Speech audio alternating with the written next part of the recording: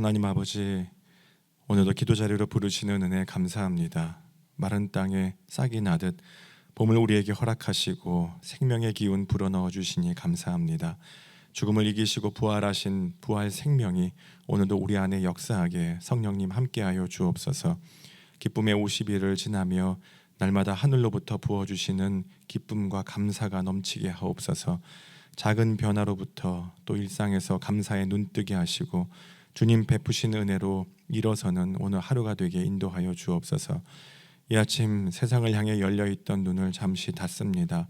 세상의 소리에 귀 기울인 귀도 닫습니다. 오직 주님 말씀에 눈뜨게 하시고 주님 음성에 귀 기울이게 인도하여 주옵소서. 들려주시는 말씀을 통해 기도로 만나주심 감사합니다.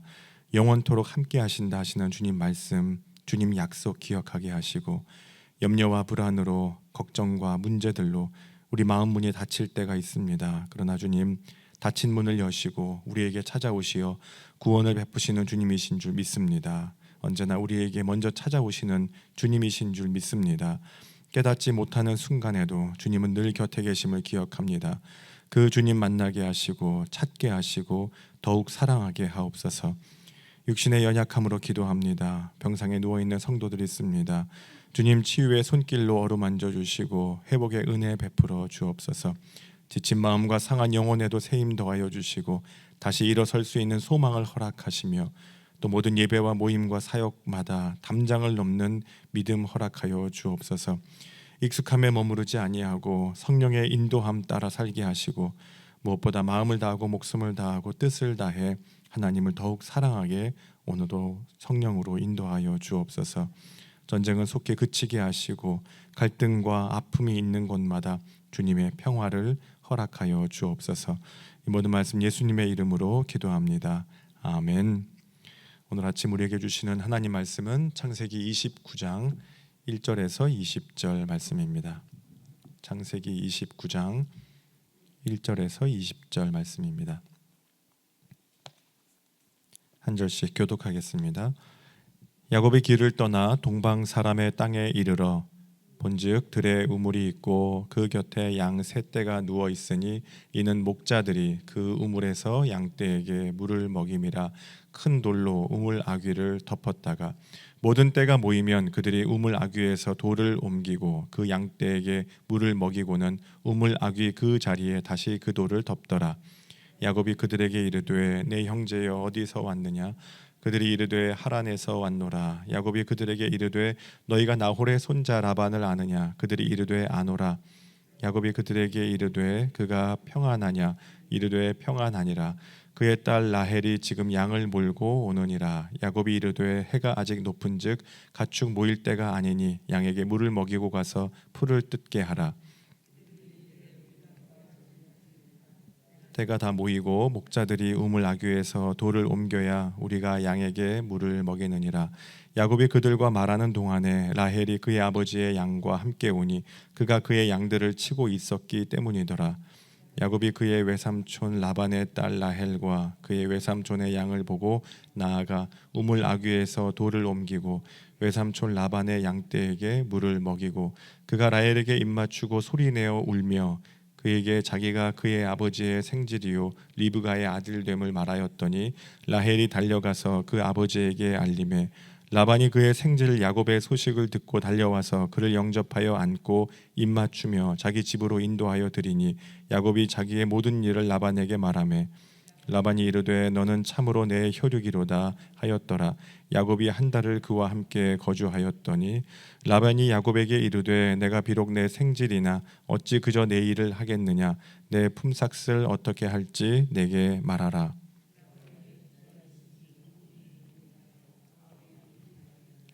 레아는 시력이 약하고 라헬은 곱고 아리따우니 더 사랑함으로 대답하되 내가 외삼촌의 작은 딸 라헬을 위하여 외삼촌에게 7년을 섬기리이다.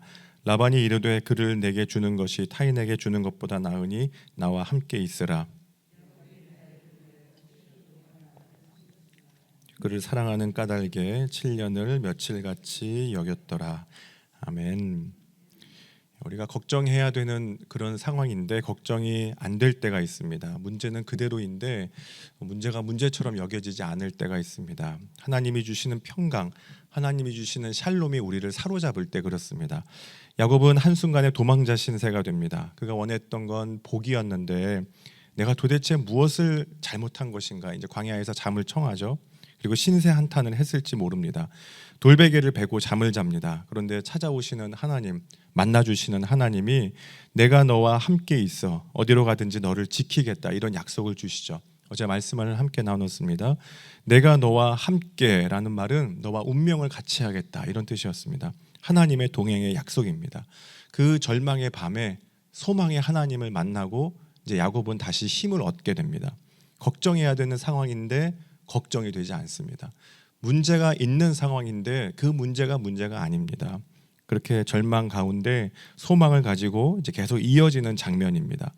1절과 2절 말씀 우리 같이 한번 읽어봅니다. 야곱이 길을 떠나 동방 사람의 땅에 이르러 본즉 들에 우물이 있고 그 곁에 양 세 떼가 누워 있으니 그 우물에서 양떼에게 물을 먹임이라. 큰 돌로 우물 아귀를 덮었다가. 그렇게 주님을 만납니다. 야곱의 문제가 해결된 건 아니었어요. 상황이 바뀐 것도 아닙니다.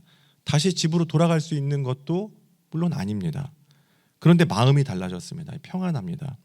근데 힘이 납니다. 어젯밤 눕기 전까지만 해도 두렵고 외롭고 긴장되었는데 하나님을 만나니 다르게 느껴집니다. 1절 말씀 시작할 때 이렇게 돼 있죠. 야곱이 길을 떠나라고 되어 있습니다. 원문으로 보면 그가 발을 들어서라고 되어 있습니다. 발을 들어서. 이제 히브리어 나사라는 단어가 쓰였는데요. 들어 올리다, 높이 들다라는 뜻입니다. 발이 무거웠습니다. 삼촌 집으로 가는 발걸음이 도무지 들리질 않았습니다. 이 광야를 지나가는 발걸음도 힘이 듭니다. 게다가 야곱은 원래 들 사람이 아니라 집콕하는 사람입니다. 집에 있기를 좋아하는 조용한 사람입니다.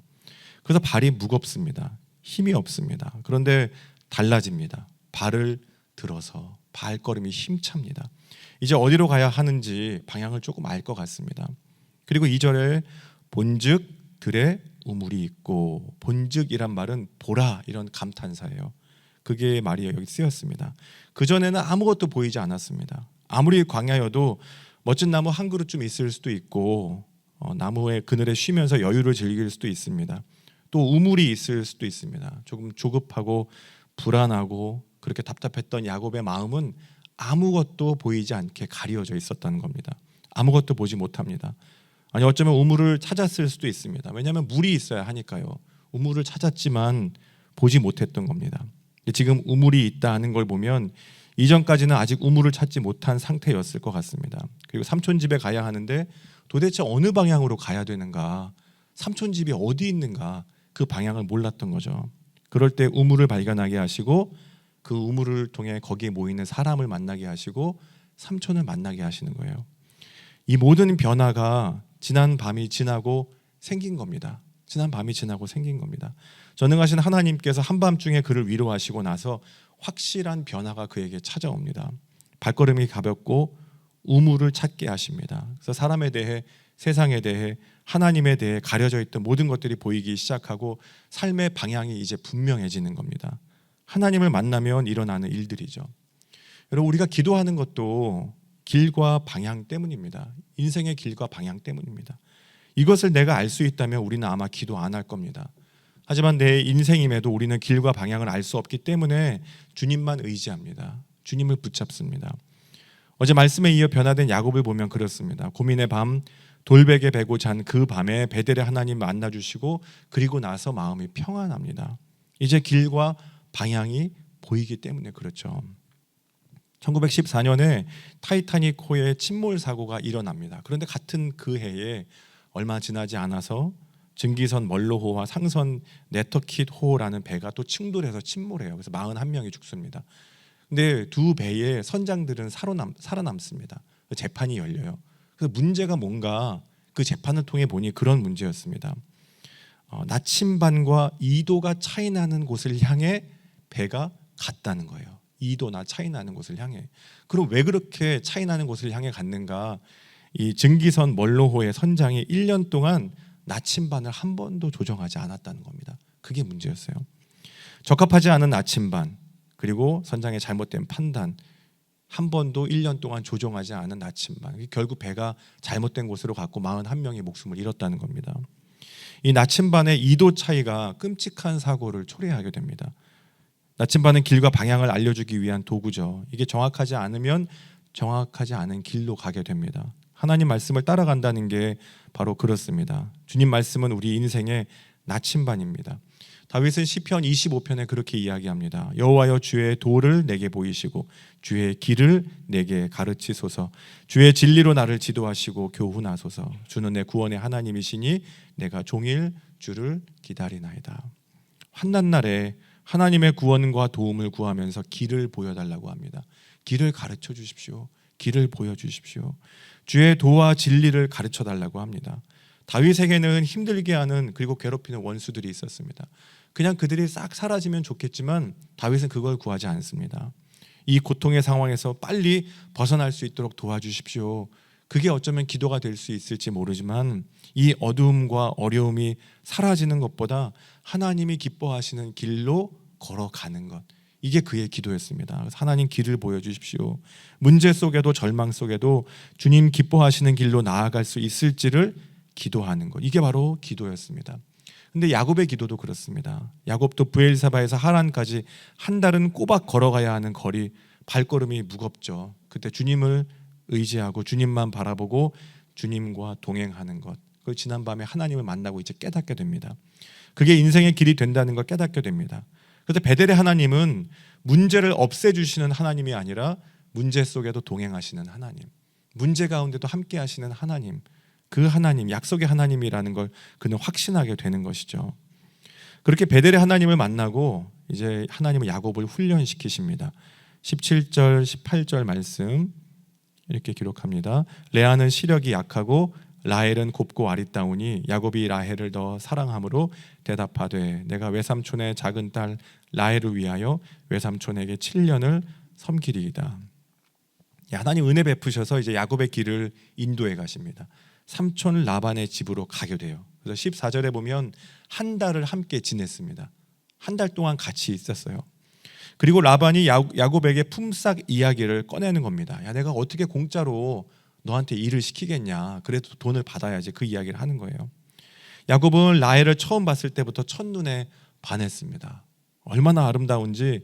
레아는 시력이 약하고 라헬은 곱고 아름답다. 그 말은 레아는 좀 매력이 없고 그 말을 부드럽게 표현한 거죠.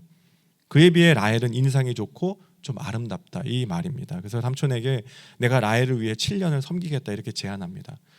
당시에는 결혼을 하려면 신부를 위해서 40세겔의 돈을 지불해야 됐어요. 그러면 이제 양을 치는 사람이 보통 1년에 한 10세겔 정도를 벌 수 있었다 그럽니다.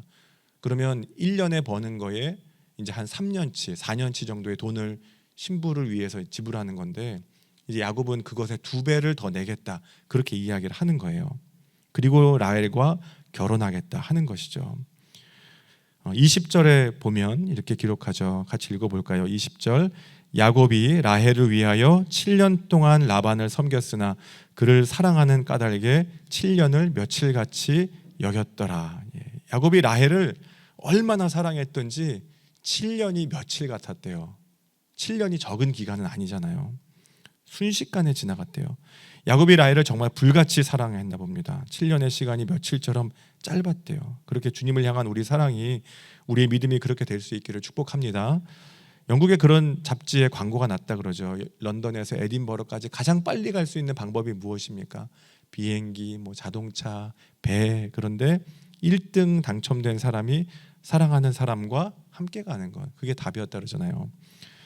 사랑하는 사람과 함께 가면 아무리 먼 길이어도 나도 모르는 사이에 이제 도착해 있는 것이죠. 정말 시간이 짧게 느껴집니다. 그를 사랑하는 까닭에 7년을 며칠같이 여겼더라. 7년이라는 시간, 일수로 따지면 2555일, 그걸 아침 저녁으로 나누면 또 2배가 돼요. 짧은 시간이 아닙니다. 누군가를 위해 내가 7년을 일해야 된다, 봉사해야 된다. 그럼 그 일을 알면서도 감당할 수 있는 사람이 얼마나 되겠습니까? 그 시간을 계산해 보면 정말 까마득하고 생각만 해도 벅찹니다. 기다릴 수 없을 것처럼 느껴집니다. 그런데 야곱은 계산하지 않았다는 거예요. 사랑 때문에 계산하지 않았다는 거죠. 성 어거스틴이 그런 말을 합니다. 사랑하라, 그리고 내가 하고 싶은 대로 하라. 사랑하라, 그리고 내가 하고 싶은 대로 하라. 그러니까 마음대로 하라, 그런 뜻이 아닙니다. 하나님을 진정 사랑하게 되면 내 마음대로 하고 싶은 대로 해도 하나님이 원하시는 대로만 하게 된다는 그런 뜻입니다. 하나님을 진짜 사랑하게 되면 그 다음에 내가 하고 싶은 대로 해도 하나님의 사랑 그 범주의 밖으로 넘어설 수 없다, 그런 뜻이죠. 자연스럽게 사랑 밖의 일들을 정리하게 된다는 것입니다. 여러분, 하나님 사랑이 그렇죠. 하나님을 사랑한다고 하면서 원수를 미워한다는 건 그거 어렵습니다. 하나님을 사랑한다고 하면서 내 욕심과 이기심대로 하는 것도 어렵습니다. 진정 하나님을 사랑한다고 하면서 하나님 말씀을 떠나 사는 것, 그것도 어렵습니다. 그래서 우리 신앙은 하나님을 진정으로 사랑하는 것, 하나님 사랑이 회복돼야 됩니다. 그게 진짜 우리 사랑의 시작입니다. 베델의 하나님은 이제 야곱의 길과 방향을 인도해 가십니다. 그가 도망자 신세가 되었을 때, 혼자 있을 때, 외로울 때, 답답할 때 야곱의 7년 수고도 가볍게 만드시는 것, 우리의 인생의 수고도 가볍게 만드시는 건 하나님을 사랑하는 것이죠. 오늘도 다시 시작하는 우리의 발걸음, 모든 수고가 주님을 진정 사랑함으로 가볍게 하시고 그렇게 성령께서 동행하시는 은혜가 있길 간절히 축원합니다. 함께 기도하겠습니다. 사랑의 주님, 오늘도 인생의 수고를 시작합니다. 그러나 주님을 향한 믿음의 발걸음으로 나아갑니다. 주님을 향한 사랑으로 나아갑니다. 성령님 동행하여 주시고 야곱처럼 베델의 하나님을 만나게 도와주옵소서. 그 만남으로 우리 심령이 변화되고 오늘도 기쁨과 감사로 살아갈 수 있도록 성령님 인도하여 주시고 오늘의 모든 삶에 지켜 보호하여 주옵소서. 이제는 우리 구주 예수 그리스도의 은혜와 하나님 아버지 한량없는 사랑하심과 성령님의 인도하심이 기도로 하루를 여는 모든 믿음의 가족들 위에 이제와 영원히 함께 하시기를 간절히 축원하옵나이다. 아멘.